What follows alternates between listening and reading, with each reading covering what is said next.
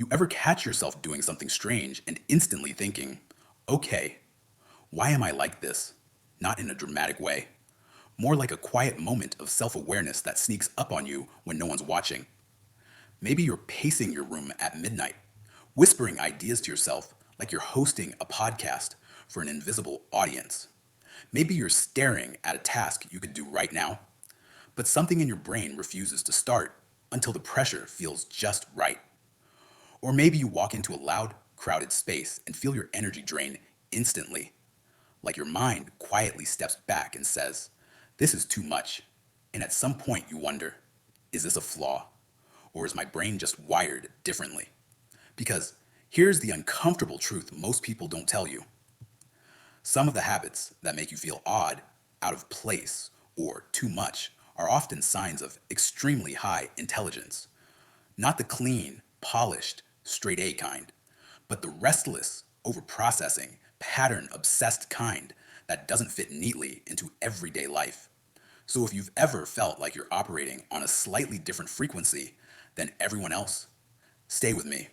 Because by the end of this, those weird habits might start to look a lot more meaningful. Let's start with a habit that gets people judged the fastest. You procrastinate, not because you don't care, but because you care too much.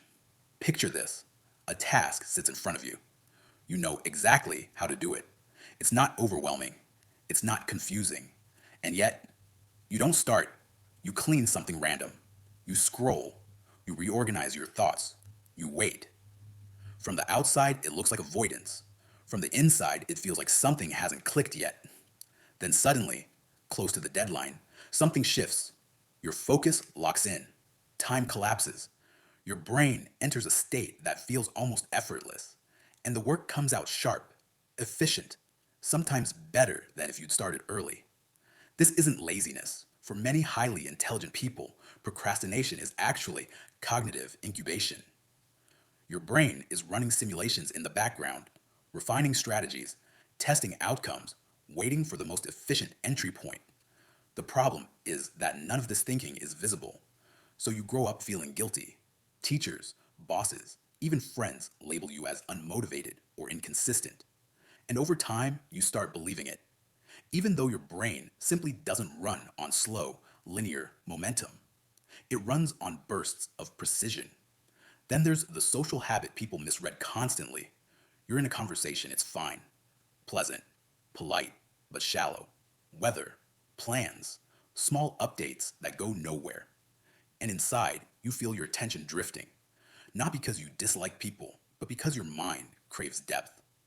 Highly intelligent minds process quickly and deeply. They scan for meaning, patterns, subtext. So when interaction stays on the surface, it feels like eating air. There's nothing wrong with the food. It just doesn't nourish you. This is why many high IQ individuals appear quiet, distant, or even aloof.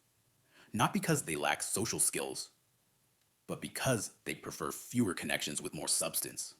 You don't want to talk more, you want to talk real. And when that depth doesn't appear, you withdraw. Not in anger, but in self preservation. You save your energy for conversations that feel alive. Now let's talk about the habit that makes people look at you sideways. You talk to yourself out loud, in full sentences, while walking, while driving, while thinking through a problem like there's another version of you, listening carefully and asking follow up questions. This isn't a sign of instability. It's a sign of complex internal processing.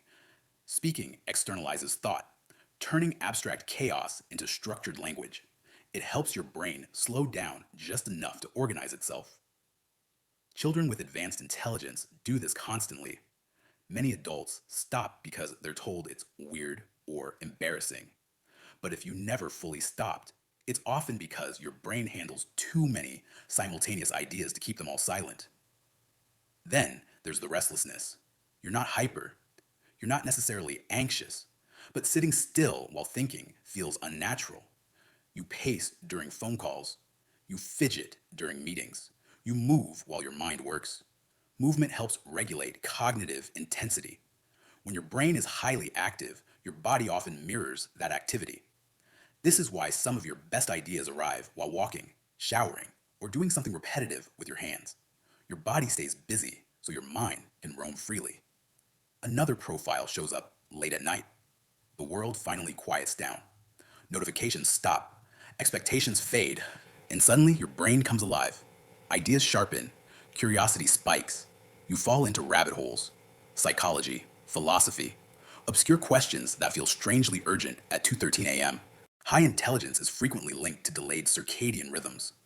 Night offers fewer interruptions and less sensory noise, which allows deeper thinking and uninterrupted focus.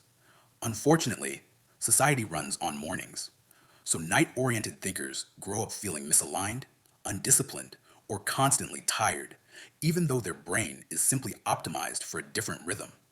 And then there's the habit that confuses even you. You overthink, but not in a panicked way, in a layered way. One thought branches into another, then another. Each angle reveals nuance. Each conclusion gets revised. You replay conversations not to obsess, but to understand. You revisit decisions not because you regret them, but because you want clarity.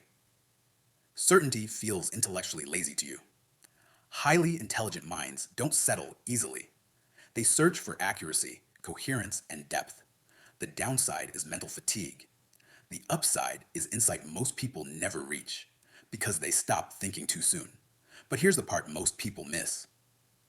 Living with a high IQ brain isn't about feeling smarter. It's about feeling different. It's about constantly adjusting yourself to systems, schedules, and social expectations that weren't built for minds that move this way.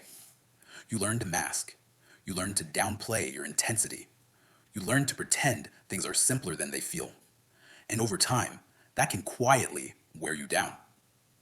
You start wondering if you should slow yourself, dull your curiosity, or force yourself into shapes that don't quite fit. You watch others move through life with ease and assume you're doing something wrong, when in reality, you're just playing a different game with different rules. So here's the grounding truth. None of these habits guarantee high intelligence, and intelligence itself doesn't automatically bring happiness or ease. In fact, it often brings friction with authority, routines, and environments that reward conformity over curiosity.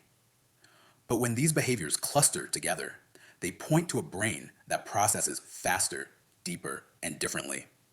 A brain that resists shortcuts. A brain that notices patterns others overlook.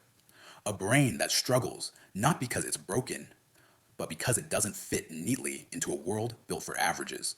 And once you recognize that, something subtle shifts. You stop trying to erase your edges and start understanding them. You begin designing your life around how your mind actually works, not how it's supposed to work. So if you recognized yourself here, pause for a moment. Which habit hit closest? Which one have you been quietly judging or hiding for years? And what would change if you stopped trying to suppress it and started understanding how to work with it instead? If this resonated, you're not alone. And you're probably not as strange as you've been told.